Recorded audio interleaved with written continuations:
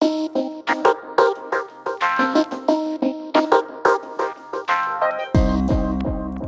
don't need God anymore, we have science, is the rallying call I often hear from many of my atheist friends.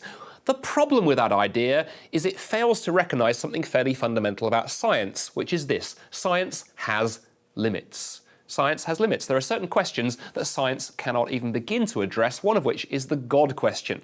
But let me demonstrate that science has limits with something far more down to earth.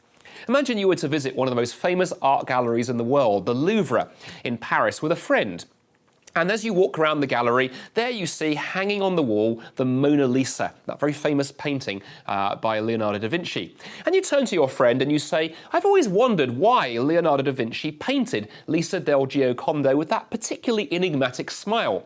And your friend says, "Well, I'm glad you've asked me that because I'm a scientist and I think we can answer that question using science. Here's my plan. Let's wait until the art gallery closes at night. We can perhaps hide behind that pot plant over there. Then we'll hop out, we'll cut through the bulletproof glass protecting the Mona Lisa, and we'll take a scraping of the paint that she was painted with. Then we can take that paint off to my chemistry laboratory back at the university, and we can run some spectrographic analysis of the paint, and using science we can explain why Leonardo painted the picture that way."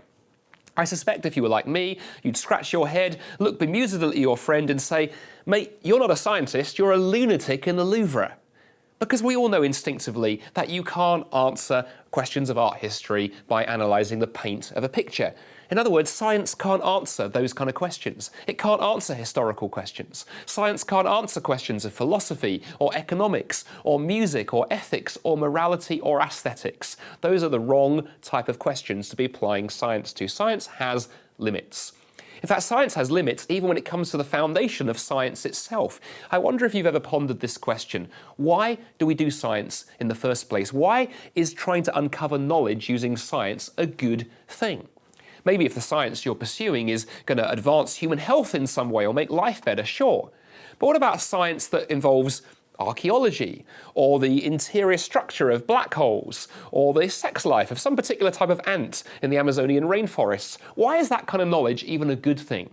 You see, science is based on the idea, on the ethic, that the pursuit of knowledge is a good thing, but science can't tell you why. On the other hand, Christianity says that the God who created this universe is the God of all truth, and he has put, as the Bible says, eternity in the hearts of men. And the reason we pursue truth is we are made in his image, and we inherently recognise that pursuing truth is a good thing. In other words, science has not drawn God out of bounds, but science points beyond itself to something bigger, the God who is the source of all truth.